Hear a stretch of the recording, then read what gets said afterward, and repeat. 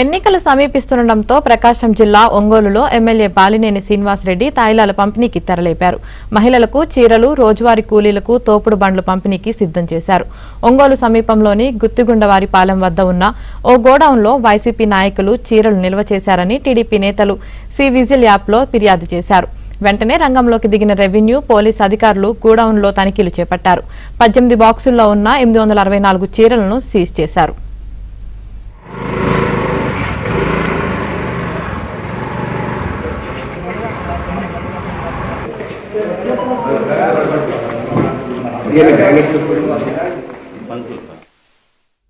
ఇటీవల Ongole YCP MLA Balineni Srinivasa Reddy డ్వాక్రా మహిళలకు, ఇళ్ల స్థలాల లబ్దిదారులకు పెద్ద ఎత్తున చీరలు పంపిణీ చేశారు.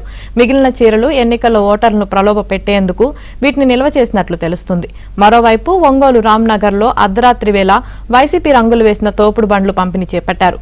వెంటనే టీడీపీ నేతలు ఎన్నికల అధికారులకు ఫిర్యాదు చేయడంతో వాటిని సీజ్ చేశారు.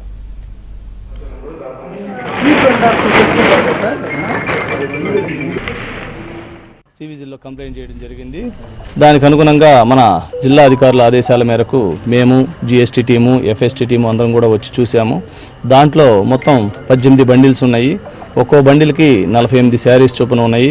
మొత్తం కూడా 864 శారీస్ ఉన్నాయి. దీని యొక్క టోటల్ కాస్టు 19,59,000. అంటే ఒక్కొక్క శారీ 2,268 రూపాయలని బాక్స్ మీద రాసింది. దాని ప్రకారం మొత్తం 19,59,552 రూపాయలుగా మన జిఎస్టీ వారు నిర్ధారించడం జరిగింది. అదేవిధంగా విడిగా సంచులు కూడా ఉన్నాయి. అవి మొత్తం 500 సంచులు ఉన్నాయి. ఒక 10,000 రూపాయలు దాని కాస్ట్ ఉంటుందని లెక్కించడం జరిగింది.